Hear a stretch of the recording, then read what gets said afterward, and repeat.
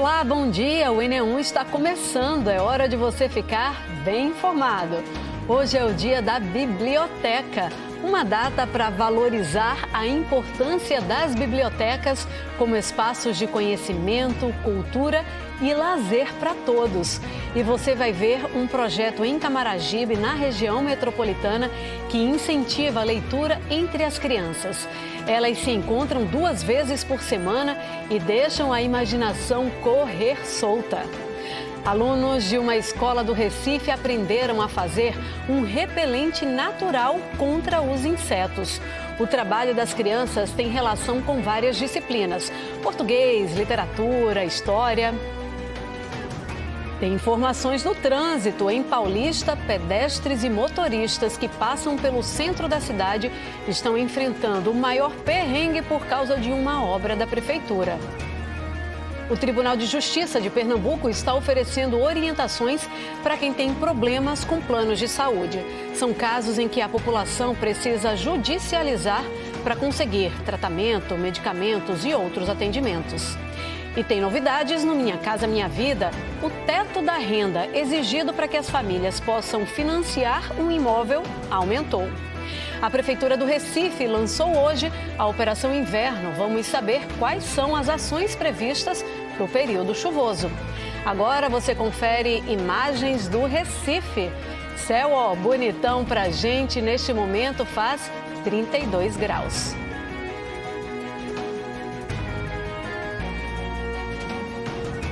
E agora são 11 horas 50 minutinhos. Até sexta-feira tem serviços de saúde de graça no Fórum Rodolfo Aureliano, no bairro de Joana Bezerra, no Recife. Esses serviços fazem parte da programação da Semana da Saúde. E Natália Dielu já está por lá. Natália, tem verificação de pressão, tem também orientação com relação a outras doenças, exames oftalmológicos, mas tem também o núcleo de conciliação de conflitos, especificamente para a área da saúde, né? Como é que funciona? Estou vendo que você já está com o entrevistado também. Boa tarde, bom dia ainda, né, para vocês. Bom dia, Camila. Bom dia a todos. A gente fala ao vivo aqui do Fórum Desembargador Rodolfo Aureliano, na ilha de Joana Bezerra, onde está acontecendo, né, essa semana especial. Esse núcleo, a população pode ter acesso se inscrevendo no portal do Tribunal de Justiça de Pernambuco para ter acesso, né, a esse serviço que facilita alguns conflitos envolvendo a área de saúde, né? Quando você precisa de algo do plano de saúde que não está conseguindo e precisa que isso seja mais rápido, enfim. Todas essas questões passam por esse núcleo de conciliação. A gente está aqui ao lado do Dr. Júlio Ounei, que é juiz, coordenador dos Sejusc, aqui de saúde, né, do Tribunal de Justiça de Pernambuco. Doutor, explica melhor para a gente como é que funciona esse núcleo, né, de conciliação. A gente vai falar muito ainda dessa semana especial, mas como é que funciona na prática? Boa tarde, bom dia para o senhor. Boa tarde, bom dia, Camila. O Sejusc Saúde ele foi criado no final do ano passado, acho que no mês de junho do ano passado, já na gestão do Dr. Ricardo Barreto, presidente do Tribunal de Justiça.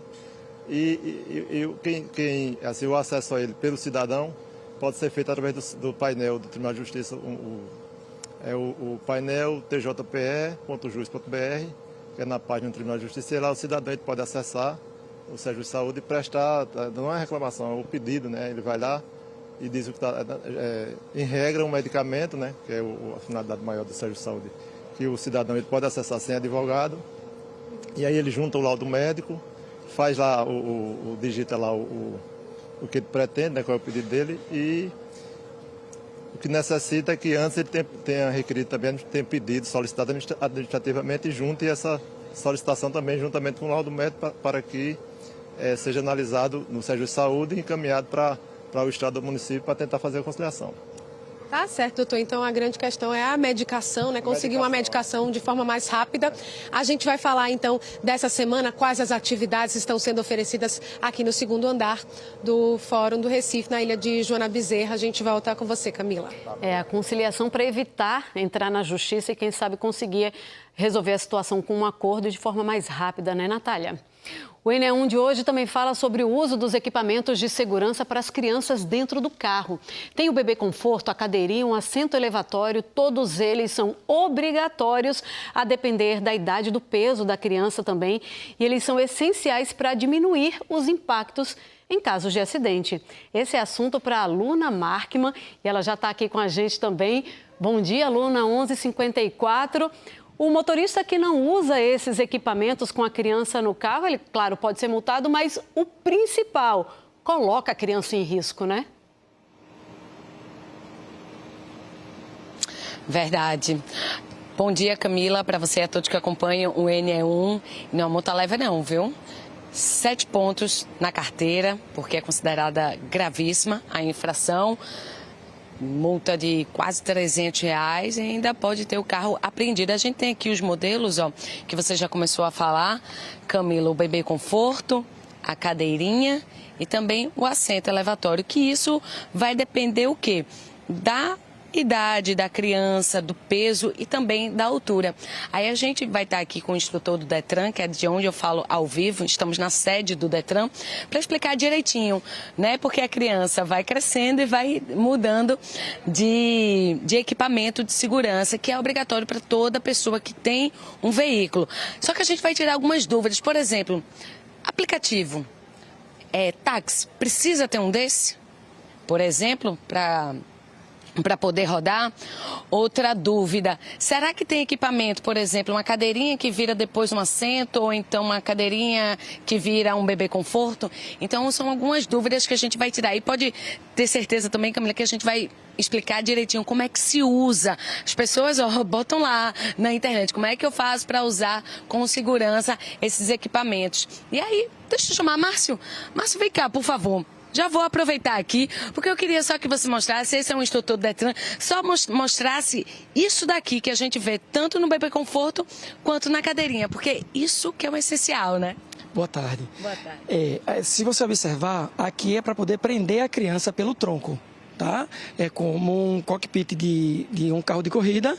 E aqui, ó, ela trava a criança, tá? Porque como a formação ainda não tem aquela formação óssea, então ela presa de forma da segurança. Perfeito. Então, olha, gente, já foi a primeira dica aí para usar esse cinto corretamente, mas daqui a pouco tem mais, Camila.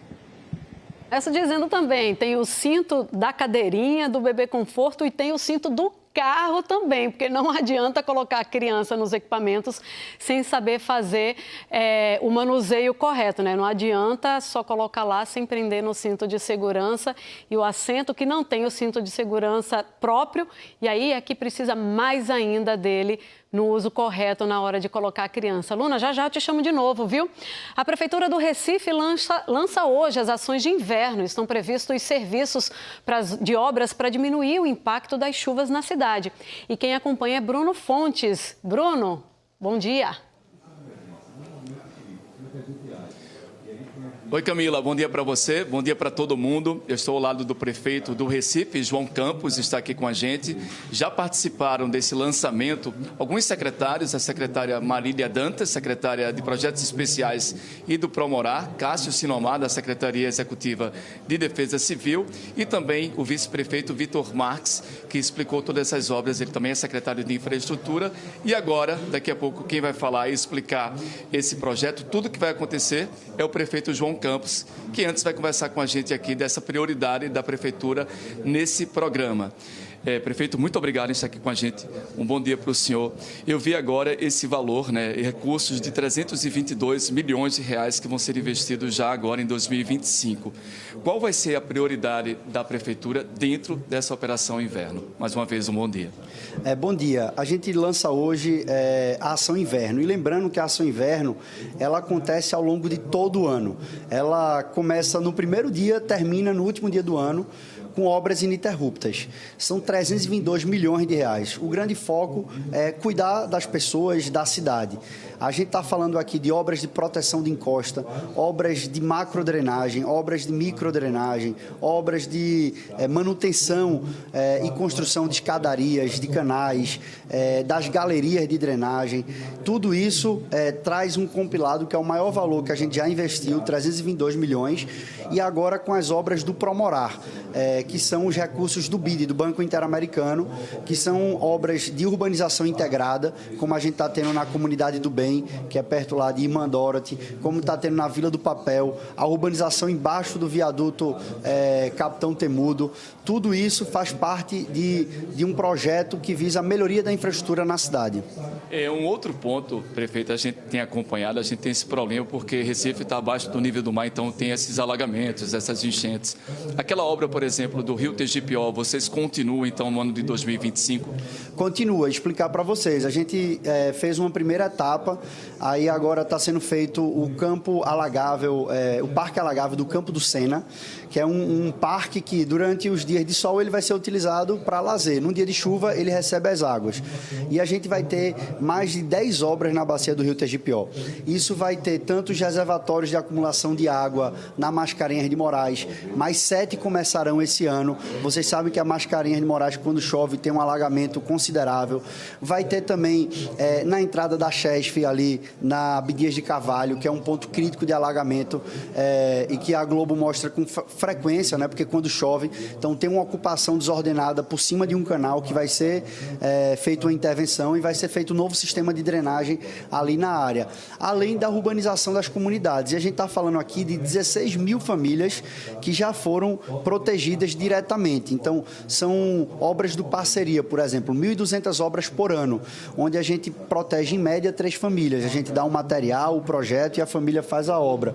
E nós temos, com isso, recursos do Banco Interamericano, recursos da Caixa Econômica, tem obras em parceria com o governo federal e recursos do município utilizados, que, repito, vai ser o maior volume de investimento e de obras para preparação para a cidade para o período da chuva.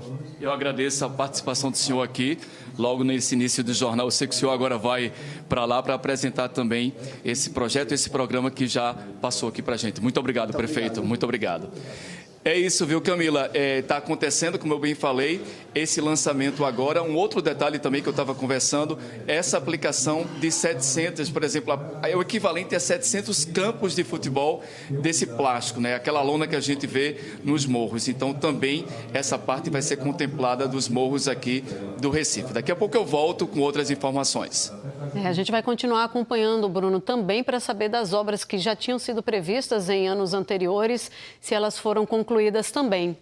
Hora de circular pelo trânsito no Recife. A primeira imagem que a gente vai ver é da Avenida Abdias de Carvalho, no cruzamento com a Avenida General San Martín. Trânsito tranquilo nesse momento. Mudando agora a imagem para você, a Avenida Conde da Boa Vista com a Rua 7 de Setembro, também bem calma neste momento. E agora a Avenida Norte, no cruzamento com a Avenida João de Barros, zona norte do Recife, um movimento maior, então, na pista do lado direito, que é para quem vai para o bairro da Macaxeira.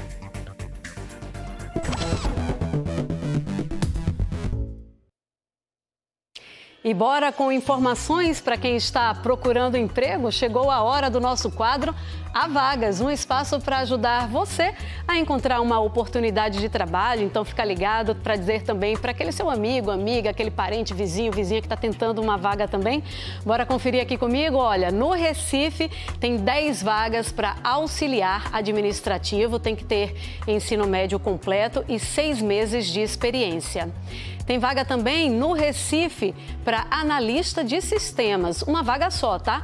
Tem que ter ensino superior completo e 1 ano de experiência na área. Uma vaga também para cozinheiro hospitalar no Recife, com ensino médio completo e 6 anos de experiência comprovada. E você confere mais informações na internet no gorecife.pe.gov.br. E a seguir, orientações para quem tem carro e moto. Muita gente acaba atrasando o pagamento do IPVA. A dívida é com a Secretaria da Fazenda e você vai ver como negociar. Alunos de uma escola do Recife aprenderam a fazer um repelente natural contra os insetos. O trabalho das crianças tem relação com várias disciplinas: português, literatura, história. E hoje é o dia da biblioteca, uma data para valorizar a importância das bibliotecas como espaços de conhecimento, cultura e lazer para todos. E você vai ver um projeto em Camaragibe, na região metropolitana, que incentiva a leitura entre as crianças. Elas se encontram 2 vezes por semana e deixam, a imaginação correr solta. O Enem volta em instantes.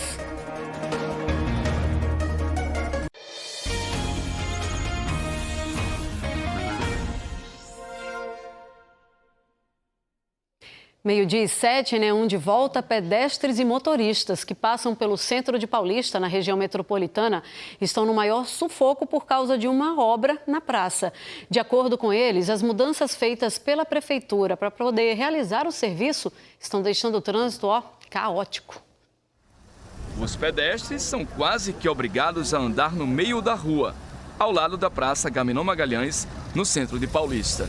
Eles dividem o espaço com os carros e com uma água suja que escorre de dentro da praça, que está cercada para uma obra de revitalização da prefeitura. Está sendo uma imundice, está sendo um saneamento básico aqui em Paulista, está uma nojeira. E agora que inventaram de fazer isso aí, que está mais pior para as pessoas passar, precário, com criança. Às vezes tem guarda municipal e às vezes não tem, para a gente poder passar com as crianças. Isso é por momento. A gente, para passar, tem que pisar na lama de fossa, água de fossa. Isso a prefeitura não está vendo, né? Quem trabalha aqui no centro de Paulista também está prejudicado. Muito difícil, né? Porque até para atravessar não tem sinalização, não tem guarda. E antes a gente passava pela praça, agora tem que se arriscar no meio dos carros. Você também não consegue ver quem vem de lá, quem vem de cá e se arriscando. Tem esse esgoto, esse mau cheiro que cai para o pessoal na rua, é complicado. Alguns combeiros agora estão pegando passageiros quase em frente à praça da Igreja Matriz de Paulista. Está complicado porque a gente não tem uma parada específica. Aí a gente tem que parar aqui, tem que parar do outro lado, em todo canto. Aí se a gente parar, se a guarda pegar a gente aqui, notifica a gente, entendeu? E fica uma confusão aqui porque as combis estão paradas em frente a um ponto de táxi. Um vai ajudando o outro para não ter atrito. Uns ficam com cara feia, mas é assim mesmo. Os guarda-faca que não estão vendo também, e assim vai. Se tivesse um guarda aqui para ajudar, poderia ser melhor? Poderia ser melhor. Os combeiros que ficam na rua Praça João 23, na esquina da Avenida Floriano Peixoto, reclamam que a prefeitura não está fiscalizando as combis que estão paradas no meio da rua, perto do ponto de táxi. Não tem organização de nada, a bandeira aqui, faz 2 horas que eu estou aqui para lotar, toma encosta ali, encosta do outro lado, ninguém vê guarda, ninguém vê nada. Aí fica aquela bagunça. Com a interdição também, o fechamento aqui da praça, tá pior? Tá pior, cada vez mais pior, melhoria de nada para os combis. Só bagunça aqui na frente e tem organização de nada. A gente espera a organização até hoje. Do outro lado da Praça Agamenon Magalhães, perto da PE 15, é preciso ter atenção, porque alguns ambulantes montaram barracas no meio da rua. Tá bem difícil de passar por aqui, tá um congestionamento muito grande, tá bem ruim mesmo. Esse comércio também que fica nas calçadas e agora com a praça também interditada, cria assim um maior problema para vocês que são pedestres? Cria sim, porque não tem nem onde passar, né? Não tem nem onde passar, a praça ajudava bastante. Aí para eu chegar ali do outro lado, eu vou ter que fazer aqui um arrudeio bem grande. E vocês estão, bem dizer, caminhando pela rua, né? Pela rua mesmo, exatamente. Fica preocupada com o trânsito, com os carros? Sim, bastante. E demora muito para fechar o sinal ali também. É muito difícil de atravessar aqui. Durante a entrevista, guardas municipais pediram para o comerciante desmontar a barraca que estava com um toldo na rua. Com a placa de ferro, a curva se torna perigosa. O pedestre não consegue ver o carro que está vindo da PE 15. Não dá para a senhora olhar, né? Dá não, tem como olhar não. Em cima da curva tem a travessia. Realmente eu esqueci, que é para eu ter atravessado ali e vim para cá. Ficou com medo? Fiquei, porque eu varri bem em cima do carro. Mais à frente, outras barracas também estão montadas nas calçadas. A gente não tem lugar mais para andar. Olha aqui, nós não temos mobilidade. Precisamos de mobilidade. Guarda aqui, orientação para você. Nenhuma. O pedestre não pode andar no meio da rua, entendeu? Tem que ter um canto para o pedestre passar. Esgoto no lado de lá e não tem como a gente andar, eles têm que dividir com os carros. E aqui tem essas barracas, né? Tem, não dá. A pista está tomada de pedestre aí, o lugar dos pedestres andar, aí tem essas barracas, fica difícil da gente andar. Teria que ter uma organização, mas não tem. Infelizmente, não tem não. É bicicleta, é ônibus? É ônibus, é pedestre, é tudo. Não tem organização de nada. A obra é boa, é para trazer melhorias, né, gente? Mas nesse momento que o serviço está sendo feito, parece que está ruim para todo mundo, né? Olha, a Prefeitura de Paulista informou que a obra na Praça Agamenon Magalhães deve terminar no mês de agosto e que está resolvendo a questão da ocupação irregular de ambulantes no entorno da praça. Falou que a fiscalização das combis é feita de forma diária e que a partir do mês que vem vai dar início ao recadastramento desses veículos. Segundo a Prefeitura, apenas as combis que atenderem às exigências do Código de Trânsito Brasileiro vão ter permissão para circular. Sobre a dificuldade dos pedestres para andarem pela região, a Prefeitura disse que tem agentes de trânsito por lá. Não usar itens de segurança nas crianças dentro do carro é uma infração gravíssima. Meninos e meninas de até 10 anos de idade só devem ser levados no carro com bebê conforto, cadeirinha ou assento elevatório. Luna Markman está aqui de volta para conversar com a gente. E o critério para poder decidir qual equipamento usar, né, Luna, leva em conta não só a idade, mas também o peso e a altura, né? Exatamente, Camila. A gente continua aqui com o Márcio Silva, que é agente de trânsito e instrutor do Detran, que é da onde a gente fala ao vivo, aqui no bairro da Iputinga. A gente já pediu para ele montar aqui nesse carro, vou pedir para o cinegrafista Otton Veiga dar uma volta para a gente mostrar exatamente cada um desses equipamentos. A começar por esse aqui, que é o bebê conforto. Márcio, por favor, qual é a criança que deve usar o bebê conforto? Esse bebê conforto é a primeira cadeirinha, é justamente bebê, é de 0 até 1 ano de idade ou até 13 quilos. E aqui o que acontece, que tem que se atentar, tá? Todas essas cadeiras, elas estão presas pelo cinto do veículo, elas são presas, tá? E o que vai prender, como a gente mostrou antes, a criança vai ser justamente o cinto que tem nela. E a particularidade do bebê conforto, ele tem que ir sempre contra o fluxo. Ou tá? Seja, de costas para a cadeira. De costa, ele vai sempre de costa. Não pode ser lá na frente por conta do airbag, porque caso o airbag estoure, não vai dar a proteção, vai lançar a criança, tá? Então tem que ser sempre no banco traseiro. Isso aqui, tá, gente? Não é só uma alça, não. Ela também protege, como o Márcio fez aqui o movimento, se tiver uma freada, protege. Já a outra é a cadeirinha. Qual é a idade, peso?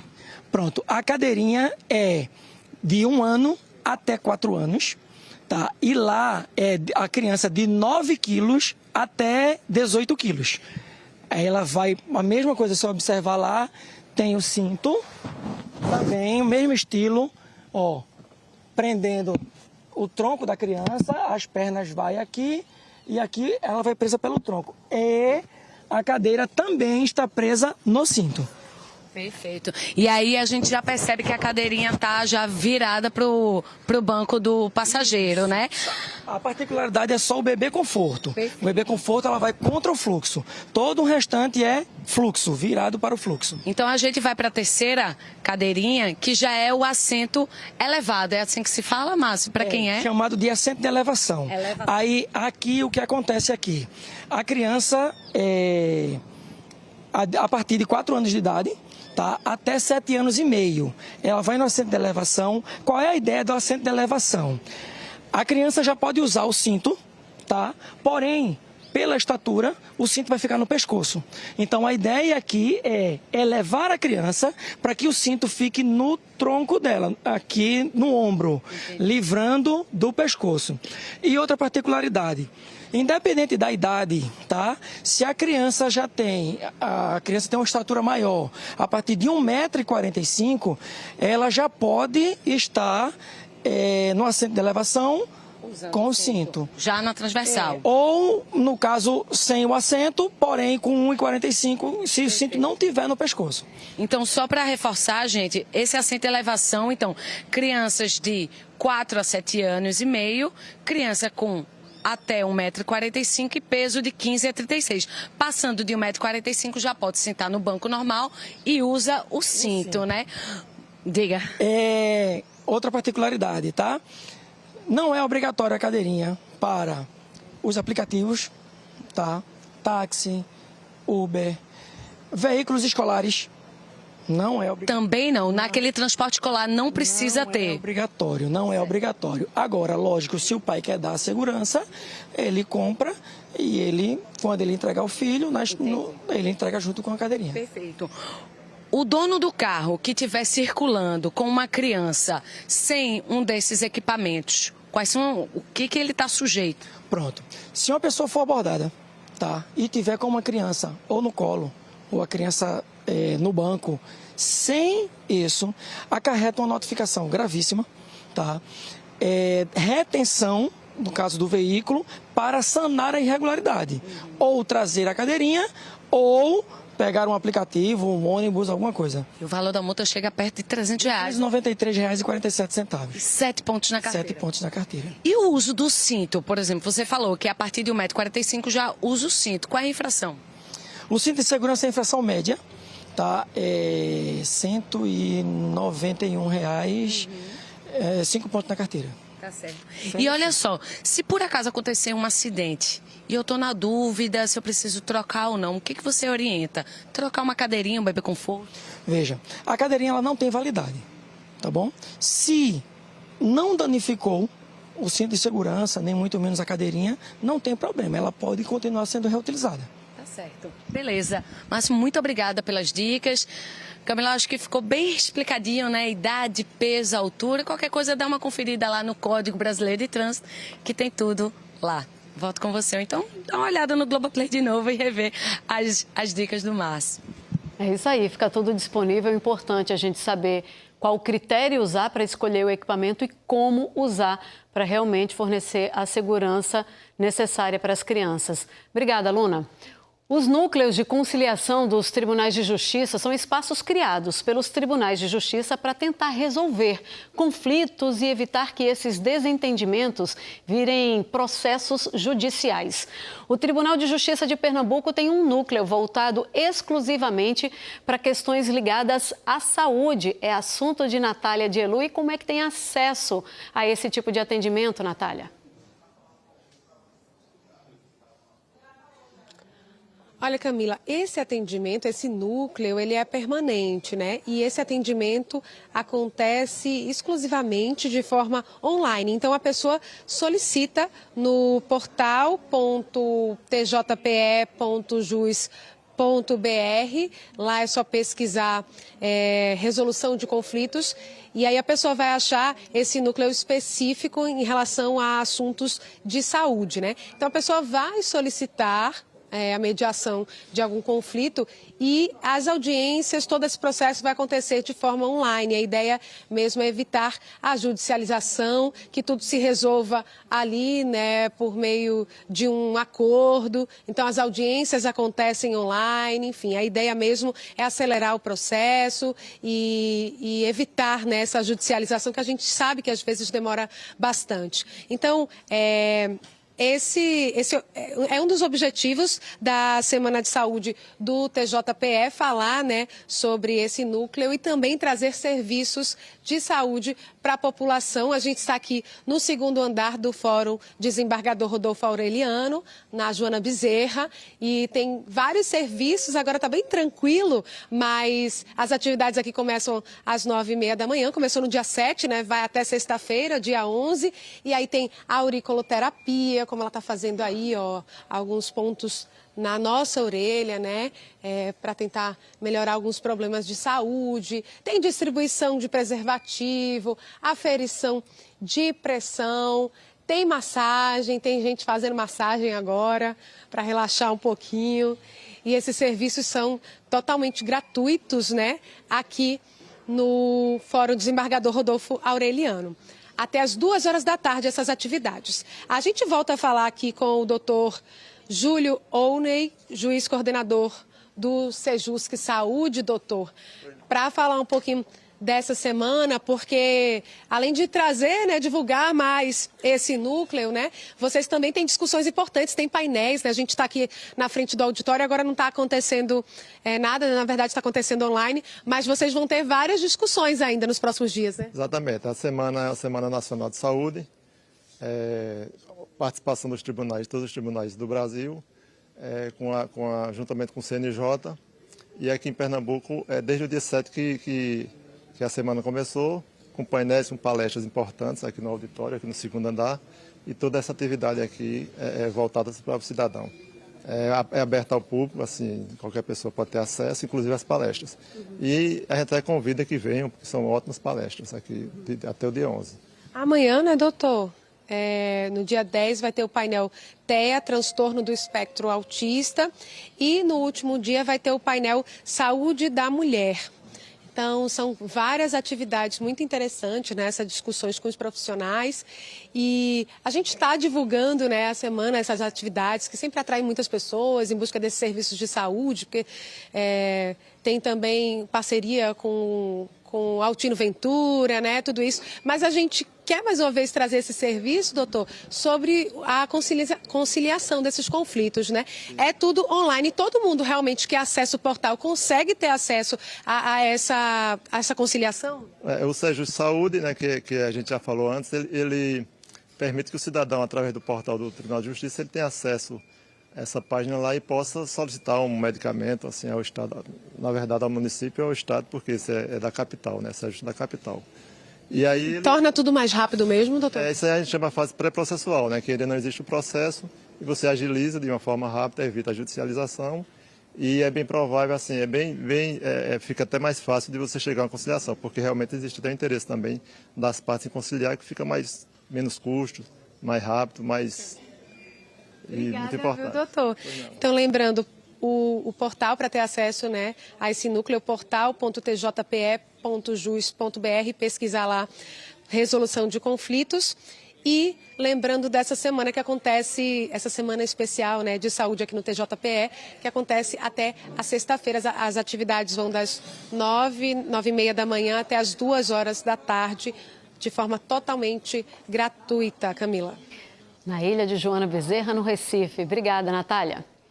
Alunos de uma escola do Recife aprenderam a fazer um repelente natural contra os insetos. O projeto sobre ervas medicinais vai além da ciência e ensina também sobre ancestralidade. A garotada mandou ver no corte da citronela, uma planta medicinal usada na produção do repelente, e colocaram em prática o termo mão na massa. Vitor explicou como foi esta etapa do processo. A gente está cortando a citronela que ela faz parte do componente do repelente. Em seguida, acrescentaram os demais ingredientes para completar a fórmula. Clara disse pra gente quais foram. A gente botou o álcool, que é a garrafa inteira, e a gente botou metade do óleo mineral. E a gente botou também 15 a 20 cravos. Eu achei muito legal porque o repelente que a gente compra de indústria, ele pode fazer mal pra gente. E esse é todo natural. A quantidade exata de cada um é 1 litro de álcool, 50 ml de óleo mineral, de 15 a 20 cravinhos da Índia e 100 gramas de citronela. O repelente natural foi feito por esta turma do 5º ano de uma escola que fica no bairro da Várzea, zona oeste do Recife. Aqui a ciência teve relação com a literatura, faz parte da semana literária. Para isso, usaram como instrumento de pesquisa o livro A Menina que Amava Plantas. E foi a partir dele que desenvolveram a atividade. O livro é sobre uma farmacologista chinesa, Tu Yuyu. Ela descobriu a cura para a malária com base na artemisia, que é uma erva medicinal. E isso remete ao tema geral da escola e ao o subtema do nosso projeto, que tem a ver com as ervas também. Isso tem algumas vantagens porque a gente acaba aprendendo como nossos ancestrais viviam e porque esse repelente não tem veneno nenhum. A citronela apenas disfarça o nosso cheiro, porque os mosquitos seguem a gente pelo carbono. E a citronela disfarça o cheiro do carbono, então os mosquitos e outros insetos que picam por sobrevivência, eles não sentem o nosso cheiro. Uma das professoras da turma reforçou a relação entre todos esses temas. A gente está resgatando essa ancestralidade dos povos originários do Brasil, né? Resgatando esse acervo que eles trazem para nós sobre as ervas medicinais, esse conhecimento, que usa o conhecimento e a ciência. Eles ficaram bastante curiosos porque é algo novo para eles, né? Porque a gente está resgatando o que acontecia no passado, na geração antiga, né, dos pais, dos avós, esse hábito de utilizar as ervas medicinais no cotidiano das doenças, dos chás, dos remédios caseiros. Então eles ficaram curiosos porque, na verdade, foge um pouco da realidade deles agora. E a gente está tentando resgatar isso com eles. Esse trabalho das crianças tem relação com várias disciplinas: história, português, literatura, e desperta nesses meninos e meninas o interesse pela ciência e pela pesquisa. A escola proporciona tanto a meninas como meninos, né, essa experimentação, esse processo de colocar a mão na massa, de fazer a ciência, né, vivenciando cada espaço da escola também, de questionar, de testar, de experimentar e aí trazer esses conhecimentos todos que estão por trás, tanto de uma coisa natural, como as ervas medicinais, como também ligar com esse conhecimento científico, de quanto tempo eu tenho que deixar aquele experimento, se eu tenho que usar álcool, para que eu uso álcool, para que eu uso óleo, entender a função de cada elemento que a gente está colocando naquele produto. A criança, ela é uma pesquisadora nata, né? Porque ela é muito questionadora. Então, no momento de fazer o experimento, eles questionam, eles perguntam, por que está verde? E será que o verde vai manchar minha roupa? E quanto tempo dura? Então, são questões muito importantes que eles vão começando a refletir sobre isso no momento que fazem o experimento. Francisco entendeu direitinho a proposta da atividade em equipe. E vale nota, sim. Mas a gente faz também porque gosta, não por obrigação também. Não só pela nota. A gente faz porque gosta, é bem legal. Olha aí o nosso cientista, né? Um projeto social em Camaragibe, na região metropolitana, busca mostrar o poder dos livros para as crianças de comunidades pobres. É o Ler para Ser, uma iniciativa que viaja por várias cidades, facilitando o acesso à leitura e mostrando como ela pode mudar o futuro das novas gerações. Eu e a repórter cinematográfica Melissa Fernandes fomos conhecer esse projeto que você acompanha agora na reportagem. Na comunidade Bondade de Deus 2, no bairro de Céu Azul, em Camaragibe, faltam opções de lazer para as crianças. Mas dentro desta casinha cedida por moradores, a meninada tem um mundo de possibilidades. É onde a imaginação vai longe na contação de histórias. A garotada se diverte e descobre o sabor que a leitura tem. Tenho fome de estudos. Por que você tem fome de estudos? Porque estudar é muito legal e a gente fica inteligente. 50 crianças se encontram aqui 2 vezes por semana. Tem turma pela manhã e à tarde. Elas aprendem a interpretar o mundo pelo que está nas páginas de papel. Interpretar o mundo, apresentar o mundo e fazer com que cada garotada, né, tenha consciência que tem a potencialidade de conquistar esses espaços, né, esse mundo que eles enxergam, né, um mundo mais justo, o mundo igualitário. Nas folhas em branco, os traços ganham formas e as crianças veem o que são capazes de fazer. O que você mais gosta de fazer? Desenhar. Por quê? Porque é legal. O que você já desenhou aqui? Morango, banana. O projeto Ler para Ser existe há 7 anos. Passou por 15 cidades pernambucanas. Em alguns lugares, de forma itinerante. Em outros, chegou para ficar, como aqui. O objetivo do Ler para Ser é justamente ser um projeto de intervenção literária em comunidades onde não tem ou tem muito pouco acesso ao livro e à leitura. Então, quando a gente viaja pelas cidades, a gente leva a formação de contação de história, de mediação de leitura. A gente estimula os meninos assim, esse acesso à leitura, a como ler um livro, a como guardar o livro, a como fazer esse empréstimo de livros. Então, o objetivo é esse, é chegar nessas comunidades e deixar uma boa semente aí para provar que, através da leitura, a gente pode ser o que a gente quiser ser nessa vida. As mães sabem da importância de oferecer atividades assim para os filhos. A mente ocupada não tem espaço para as outras coisas. E a criança, estando num espaço, aprendendo, não só a leitura, como o professor ensina em geral, sobre a cultura da gente, o termo de o lixo, ele ensina em geral, em todas as partezinhas, ele pega um pouco e ensina para nossas crianças. Por onde passa, o projeto deixa uma caixa de histórias, que vira a biblioteca da comunidade. Livros especialmente escolhidos ficam à disposição das crianças. Na comunidade Bondade de Deus 2, a iniciativa conta com a parceria da Kinderhilfe Brasiliense, um instituto da Alemanha, e da organização social local Vivendo e Aprendendo. A gente vê crianças degustando aquele livro, tem criança que chega no dia a dia, a primeira coisa que eles fazem é sentar e pegar o livro, e tem essa oportunidade também de, além de ter essa vivência aqui com os livros, eles podem levar para casa. Benjamin tem 5 anos, não aprendeu a ler palavras escritas ainda, mas já consegue ler os livros do jeito dele, com a ajuda das ilustrações. Esse é o mais legal. Você acha que esse é o mais legal? Esse é o mais legal. A cada obra lida, lições que ficam para a vida. E o que você aprendeu com esse livro? Que não pode zoar os outros, que cada um pode ser de qualquer jeito.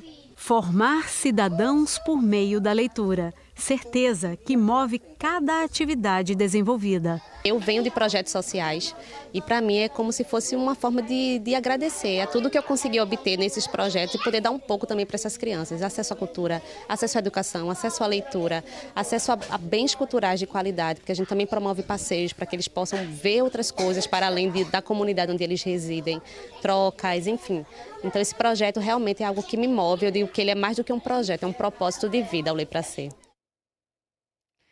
Parabéns a todos os envolvidos, tá? Desde quem produz o material, há também a comunidade, né, que recebe o projeto. O projeto Ler para Ser ainda vai passar pelos municípios de Glória do Goitá, Bezerros, pela ilha de Fernando de Noronha também. E quem quiser doar livros ou convidar o projeto para sua cidade, é só entrar em contato com a Liga Criativa. O telefone é 819-9813-0124. Tem o perfil no Instagram, Liga Criativa, e tem também a página na internet, né, ligacriativa.com.br. Os livros, eles ajudam a melhorar a leitura, a escrita, a compreensão do mundo. E quanto mais cedo as crianças entram em contato com a literatura, claro, melhor. Mas o hábito de ler é bom em qualquer idade. E quem chega agora para o nosso estúdio é Érica Montenegro, ela que é pedagoga, escritora também. Boa tarde, Érica. Boa tarde. É mais um monte de coisa, tá? Contadora de histórias. Vamos lá, vamos conversar, Érica. E eu queria até pedir para você explicar, assim, Érica, que esse projeto, por exemplo, que a gente viu, eu conheci famílias lá e que as pessoas falavam, o meu filho vem aqui para participar dessa atividade, ter contato com o livro, mas em casa, pai, mãe, tio, avô, avó, nem sabe ler, sabe? Aí, às vezes, fica um descompasso dentro de casa, Érica. Como é que concilia uma situação como essa? Primeiro, eu acho que é importante a gente pensar que a leitura, na nossa sociedade que valoriza a literatura, o livro, a tradição oral, a leitura ela é parte de um comportamento, não é, do social. Então, a gente lê em muitos lugares. Agora, quando a gente fala da leitura literária, a gente, de fato, precisa elencar algumas pessoas, né, alguns modelos de leitores que vão ajudar essas crianças a se constituírem leitoras também. Então, a gente vai ter, por exemplo, a professora ou o professor, né, o pai e a mãe. E aí a gente fala dessa leitura como comportamento. E, por exemplo, esse pai, essa mãe, essa avó, essa tia que não sabem ler as letras, elas sentam, pegam a história, então elas estão fazendo a leitura, fazendo esse comportamento leitor que serve de modelo para essa criança, né? Então, se a gente tem essas pessoas que não têm a condição leitura, a alfabetização, este nível, entre aspas, aí, né, de leitura, mas tem o comportamento leitor sendo ali vivenciado diariamente, a gente vai também formar essa criança leitora. Porque existem outros espaços onde a leitura da palavra escrita vai ser realizada, né? E pode ser até a oportunidade de inverter os papéis de uma maneira saudável, né? A criança contar a história para o adulto, olha só. Isso é super natural, né? Porque quando a gente lê para a criança que aquela história chega no coração dela, né? Aquela história ela acompanha a criança. Então ela vai para casa, ela vai para outros espaços. Às vezes a criança tem uma leitura num projeto social e quando ela chega na escola, ela traz, olha, a minha tia lá do projeto ou o meu professor lá do projeto leu essa história aqui. A senhora tem na biblioteca, a minha mãe tem em casa, tem em algum lugar, eu já li esse livro, né? Então isso circula. Ô, Érica, e vamos falar dos adultos, né? A gente tem visto também os adultos trocando a leitura das letras, né? Pela leitura só aí do audiovisual, né? Assim, ficando mais em contato com áudios, com os vídeos, e às vezes os vídeos acelerados, os áudios acelerados, e aí eles perdem até a capacidade de concentração para fazer a leitura escrita mesmo, como você estava diferenciando. Vocês também percebem isso nos trabalhos de vocês? Percebemos, né? Eu trabalho numa biblioteca escolar e lá na biblioteca a gente tem acesso a leitores de todas as idades, leitores e leitoras da criança ao adulto ao idoso, né?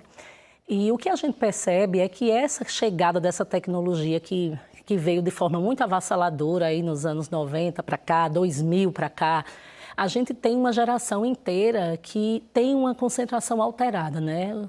A neurolinguística está aí mostrando isso, a neurociência está aí mostrando. Então, essa questão da leitura para o adulto, ela hoje precisa ser feito um esforço da pessoa que diz assim, olha, eu gosto de ler, mas eu não consigo mais ler um livro inteiro. Então, a gente modifica essa estrutura de comportamento leitor desta pessoa, né? Então, por exemplo, quando eu vou conversar com as mães dos alunos, eu digo para elas, leiam um trecho menor, leia um capítulo, leia poemas, né? Leia textos diferentes, mas que é importante também descobrir o que é que esse adulto gosta de ler. Porque quando ele descobre o que ele gosta de ler, ele precisa ir tomando consciência dessa questão do tempo que ele está investindo na leitura ou nessas outras mídias, né? Porque, por exemplo, se eu passo muito tempo em telas, eu posso ler em aparelhos que são direcionados para a leitura, não é? Então, a questão não é o suporte, a questão é esse tempo que eu dedico a essa atividade. Então, isso tem muito a ver com hábito, com treino até, né, Érica? Sim, existe uma grande discussão, né? Quem vem primeiro, o prazer ou o hábito?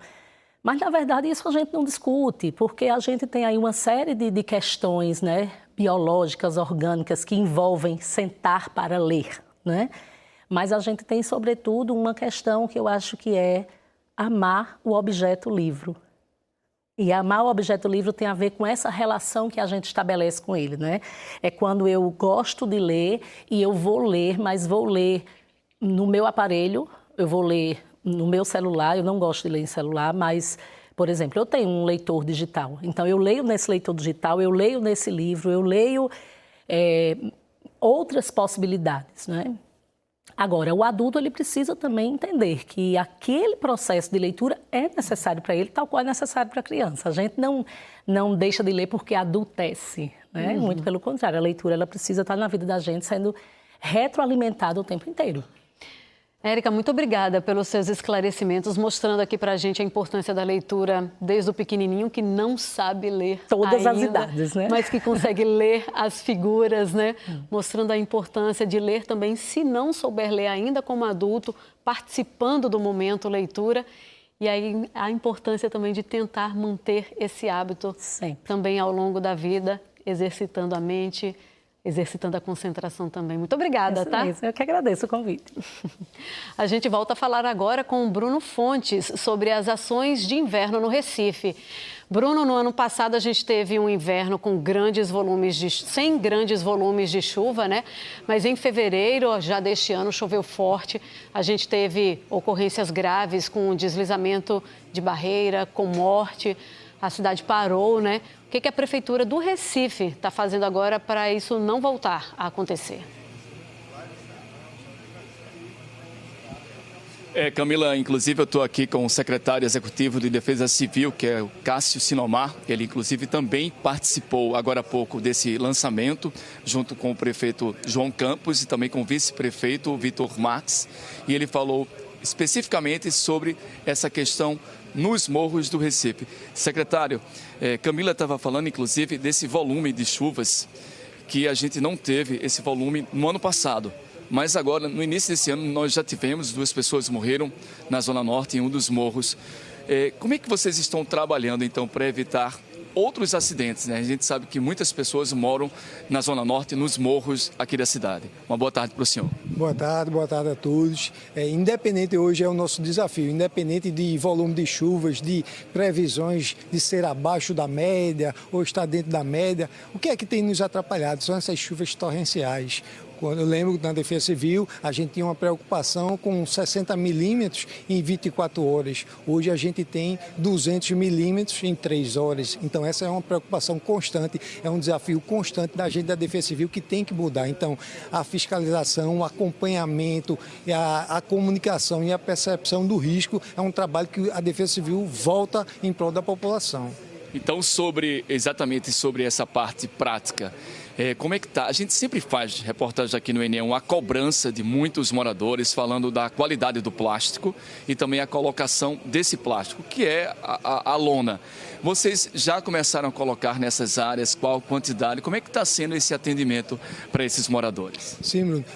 É importante a gente frisar a lona, apesar de ser um paliativo, mas é um paliativo que salva vidas. A gente tem muito zelo, a gente pede à população que sempre quando a gente coloca a lona, ela cuide, ela tenha com carinho, rasgando, entrar em contato com a Defesa Civil. A gente tem o 0800 081 3400, não temos demanda reprimida, a colocação é constante, é 24 horas. A gente tem, em termos de colocação, são 3 milhões e 200 mil metros quadrados de lona colocado todos os anos. Então a gente tem equipe em campo, a população que ela tiver com a necessidade de entrar em contato com a Defesa Civil, que a gente vai, faz a reposição ou a colocação de uma nova lona.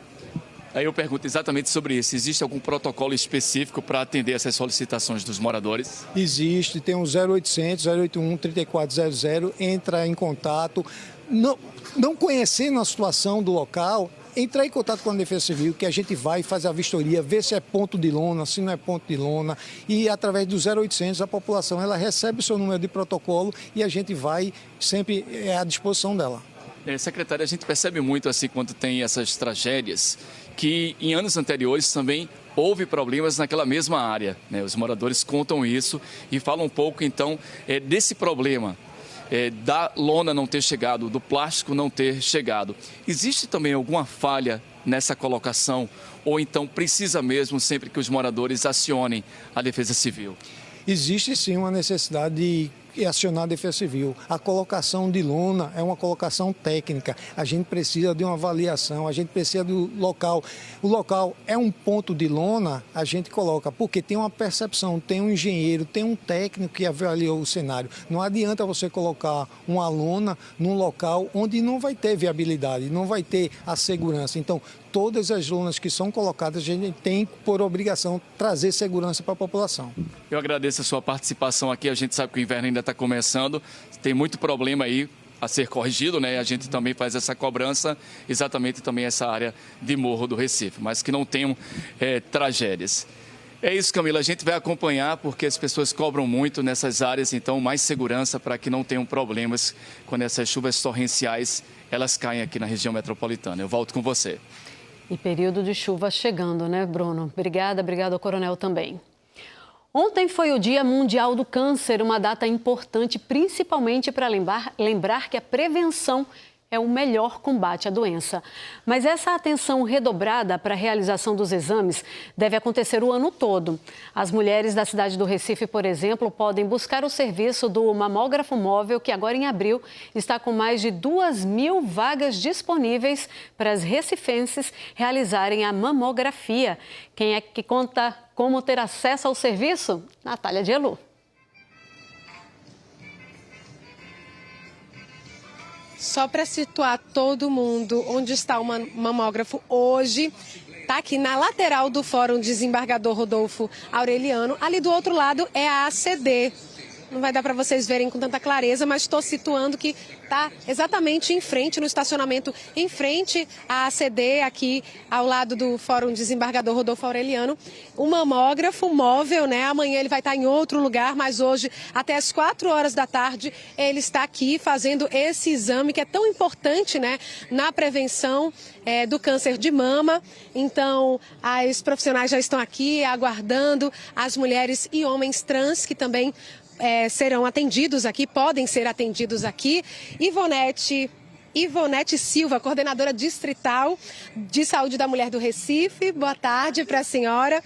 Explique para a gente qual documento, que documentação a pessoa tem que trazer para fazer esse exame. Para garantir que seja realizado esse exame, a mulher ou o homem trans ele vai ter que trazer a identidade com foto, que é uma documentação com foto, cartão do SUS e o comprovante de residência do município de Recife, porque a gente hoje está oferecendo aqui no Recife. Tá?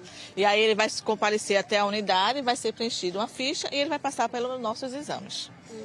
São mais de 2.000 vagas neste mês, né? Amanhã, por exemplo, onde é que vai estar o mamógrafo? O mamógrafo vai estar no Ministério Público de Pernambuco, que fica aqui na Visconde Suassuna, também é a área do Distrito Sanitário 1. Tá certo, eu vou continuar falando com a senhora, mas vou só conversar rapidinho com essas duas profissionais aqui, na verdade, porque tem uma faixa etária, né? Que é dos 50 aos 69 anos. Ela veio fazer, mas está com 49 anos, não vai conseguir fazer. A senhora, Dona Maria, né? A senhora tem quantos anos? Eu tenho 53 anos. Vai conseguir fazer. A senhora faz todo ano? Todo ano eu faço essa prevenção da mama, né? Qual a importância para a senhora? É para que a gente realmente se previna do câncer, né? Então, há uma necessidade da população em si fazer essa prevenção, porque para todas as mulheres se cuidar. Elas que trabalham aqui pertinho aproveitaram, né, que o mamógrafo está por aqui. Boa tarde para vocês. Só para explicar uma coisa importante, porque o resultado sai na hora, né? O resultado vai sair com 30 dias. Tá? Ela faz hoje e com 30 dias ela vem buscar esse resultado desse exame. Mas é a dúvida que fica depois, para poder falar com o especialista, para poder entender esse exame, como é que funciona? Certo, veja só, o exame, depois de realizado, a gente vai ter um percentual deles que pode dar realmente algumas alterações. Esse exame alterado hoje, ele vai sair com o selo de identificação que esse exame está alterado, e aí a própria equipe do nível central já vai entrar em contato com essa usuária e já vai agendar ela para o especialista. Ela já vai sair encaminhada para o especialista se tiver alguma alteração grave. Isso, exatamente. Viu? As não, elas vão procurar a unidade de saúde para mostrar o seu resultado e fazer o acompanhamento normal. Certo, então amanhã, só para dizer onde é que está o Ministério Público, na Vila Visconde Suassuna. E hoje até às 4 horas da tarde, aqui no estacionamento do Fórum Desembargador Rodolfo Aureliano. Boa tarde para a senhora, muito obrigada, Camila. 2.000 mamografias de graça neste mês para os moradores do Recife. Obrigada, Natália. Em Camaragibe, uma exposição mostra a relação da cultura hip hop com a ancestralidade. Elementos como folhas, velas, símbolos e objetos de cerâmica fazem parte das instalações, como pode ser chamado o cenário da exposição A Ciência Encantada da Cidade. Está montada no Centro Cultural Quilombo do Catucá Ilê, Axé Oiatogum, em Camaragibe, no Terreiro de Jurema. A curadoria é de Deibson de Oxalá, babalorixá do terreiro. A ideia aqui é que a gente possa não só difundir, como promover tantos os saberes quanto os conhecimentos afrodiaspóricos e indígenas, assim como de outras matrizes, como as matrizes ciganas e outras, né? E, sobretudo, num propósito, num aspecto de tanto salvaguarda desses saberes, como também a promoção de direitos, desde políticas públicas. Uma das propostas é mostrar ao visitante a ancestralidade exposta na arte que tem aqui. A gente vem também tentando construir alguns espaços também de produção, tanto de conhecimento, mas sobretudo também de como esses saberes podem ser movidos, né, em outros ambientes também para fortalecimento social e coletivo, né? A grafiteira e artista visual que fez as 7 telas é Fanny Lima. Nasceu no estado de São Paulo e mora em Camaragibe. Entre os quadros, estes 2 falam sobre a relação da ancestralidade com a cultura hip-hop, traço marcante no trabalho da artista. O hip-hop brasileiro ele é uma mescla de todo esse aparato cultural, né, de todo esse chão que foi criado pelos nossos ancestrais, de tudo aquilo que foi plantado por eles, para que hoje a gente pudesse ser e desenvolver o que a gente desenvolve. O trabalho de Fanny também mostra que tudo pode ser transformado em arte, como nesta tela, onde o chapéu de palha e o cavalete fazem parte do quadro, com referência a Malunguinho, um caboclo mestre Exu que faz parte da exposição no terreiro. Nesta outra ilustração, uma forma de tentar aproximar a justiça de populações e grupos marginalizados. Quando eu coloco essa justiça sentada numa cadeira de plástico que a gente encontra em qualquer esquina, com ela com vestes cotidianas e trazendo esses elementos como a espada de Ogum, a espada de Ansan, o tecido atrás com Oxê de Xangô e também uma referência egípcia, né, ancestral de Maat na balança, com a intenção de trazer justamente essas nossas referências, esses nossos fundamentos do que é justiça dentro da nossa visão de mundo. Fanny já fez vários trabalhos no Recife, entre eles esta tela na exposição Mulheres que Mudaram 200 Anos na Caixa Cultural Recife, outro no bairro do Pina, na comunidade do Bode, um grafite em parceria com outro artista, Shell. E no bairro da Boa Vista, no edifício Almirante Barroso, com um título Nossa Rainha Já Se Coroou, com a também grafiteira Natê Ferreira. Mas essa é a primeira exposição de Fanny. E para ela, o local não poderia ser outro. A relação com o terreiro é antiga. Em 2021, ela pintou um grande painel fazendo referência à maternidade e à liderança feminina. Tem uma música do Bongar que diz que o meu terreiro é o umbigo do mundo, lá onde começa tudo e que eu aprendi a andar por lá. Então, esse é o chão onde eu aprendi a caminhar e para mim faz todo sentido fazer minha primeira exposição individual aqui. A exposição vai até o dia 19 deste mês. As visitas podem ser feitas de segunda a sábado, das 10 da manhã às 5 da tarde. O Centro Cultural Quilombo do Catucá fica na rua Ana Alves, número 443, no bairro do Viana, em Camaragibe, lembrando que é de graça. E tem novidades no Minha Casa Minha Vida. O teto da renda exigido para que as famílias possam financiar um imóvel aumentou. Vamos conversar então com Luna Markman para entender essa e outras mudanças, né, Luna? Com você. Isso, essa mudança aconteceu, Camila, porque o governo federal criou uma nova faixa, a faixa 4. Quem vai explicar direitinho para a gente é Érica Lócio, que é presidente da Comissão de Direito Imobiliário da OAB Pernambuco. Essa nova faixa beneficia que tipo de renda? Boa tarde para você. Boa tarde, Camila. Boa tarde a todos. Essa nova faixa irá beneficiar famílias que tenham renda mensal bruta de R$ 8.000 até R$ 12.000. O que significa isso, a renda mensal bruta? Essa é a renda que a família, né, juntando, né, contabilizando o que a família toda recebe, no máximo vai poder receber até R$ 12.000 para poder ser enquadrado nessa faixa 4. Nessa faixa 4, muda também o teto que pode ser beneficiado, assim, o valor do imóvel? Na verdade, o valor do imóvel ele vai mudar para todas as faixas. Até agora, o valor do imóvel a ser financiado pelo programa Minha Casa Minha Vida é de até R$ 350 mil. Mas, a partir dessas novas mudanças, vai ser possível financiar, por meio do Minha Casa Minha Vida, até R$ 500 mil. Qualquer tipo de imóvel, Érica?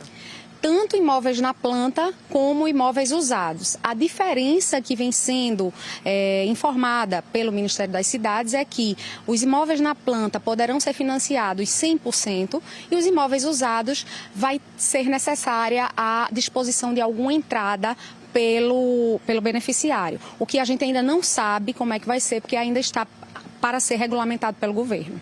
É justamente isso que eu queria te perguntar, se a gente já tem previsão de quando essa nova faixa 4 vai começar a valer mesmo na prática. Infelizmente, a gente ainda não tem essas informações, mas pelo que tudo indica e até informações que eu verifiquei junto à Caixa Econômica Federal, isso está para ser implantado quanto antes. Acredito que mais 1 semana, 2 semanas, isso já começa a ser possível esse tipo de financiamento pela população. A vantagem do Minha Casa Minha Vida é justamente um financiamento um pouco mais leve, né? Com certeza. Por quê? Porque a taxa de juros do financiamento via Minha Casa Minha Vida está projetada para ser, nesse próximo ano, de 10,5%, que é uma taxa de juros muito inferior aos demais tipos de financiamento imobiliário. Agora, você falou que não existe subsídio por parte do governo federal, né? Ou seja, a pessoa vai ter que pagar 100% do imóvel. Exatamente. Não há nenhum tipo de subsídio por parte do governo federal. Apenas uma forma de financiar, tendo como benefício para aquele cidadão que ele vai pagar um juros bem mais baixo atrelado àquela faixa de renda. Agora, como é que foi possível criar essa nova faixa, Érica? Veja, segundo informações do Ministério da Cidade, foi possível em razão do governo ter disponibilizado uma parte dos recursos do fundo do pré-sal, não é, para financiar habitações de interesse social. Então, esses recursos vindos do pré-sal vai financiar as faixas 1 e 2 do Minha Casa Minha Vida, e os fundos da faixa 1 e 2 possibilitou a criação dessa nova faixa 4. Ok, muito obrigada pelas informações. Então, 120 mil famílias devem se encaixar aí nessa nova faixa 4. Camila, fica de olho para quando ela começar a valer, a gente vai informar aqui. Informações do Minha Casa Minha Vida. Muito obrigada. Olha, nós falamos mais cedo sobre os itens de segurança para crianças em carro, que são a cadeirinha, o bebê conforto, o assento elevatório também, né? E durante a entrevista foi falado sobre o uso do cinto de segurança e que quem anda sem o cinto pode levar uma multa média, mas na verdade o motorista que cometer essa infração recebe uma multa grave, tá? 5 pontos da carteira. E logo mais no Jornal Hoje você vai ver uma operação contra suspeitos de manipular resultado de jogos de futebol. Boa tarde, Kovalik. Olá, daqui a pouco no Jornal Hoje, toda a cobertura sobre mais um dia de tumulto na economia mundial por causa da guerra das tarifas. Isso respinga aqui no Brasil. Agora de manhã, a União Europeia aprovou seu primeiro pacote de tarifas sobre produtos americanos, como soja e frango. Mais cedo, a China deu uma resposta ainda mais forte e impôs uma tarifa extra aos produtos americanos de 84%. E a gente mostra as consequências para o Brasil. O dólar começou o dia em alta. O JH tem mais. A polícia vai atrás de suspeitos de manipular jogos de futebol. Jogadores, treinadores e dirigentes de clubes são alvos de mandados de busca e apreensão. Um ex-árbitro foi preso em João Pessoa. Tem muita coisa acontecendo e você precisa ficar bem informado. Então fique ligado no JH, daqui a pouco no ar. No Recife, hoje pela manhã, um grupo de motoristas apaixonados por jipes se reuniu para colocar a solidariedade em ação. Eles foram até o Hospital do Câncer de Pernambuco para doar 250 cestas básicas que foram montadas com alimentos arrecadados durante a festa do Dia do Jipeiro. Nós mostramos uma das comemorações ao vivo aqui no NE1 no sábado. Durante as comemorações, também teve exposição e testes de jipes, apresentação de DJs e muita aventura, daquele jeito que os jipeiros gostam, né? Além do Hospital de Câncer, as cestas com alimentos também vão ser doadas para o Grupo de Ajuda à Criança Carente com Câncer, o GAC. Iniciativa bonita, né? Que a gente faz questão de mostrar aqui no NE1. E o NE1 volta amanhã. Você pode rever e compartilhar as reportagens a qualquer hora no Globoplay. Uma ótima tarde. Fique com o Globo Esporte.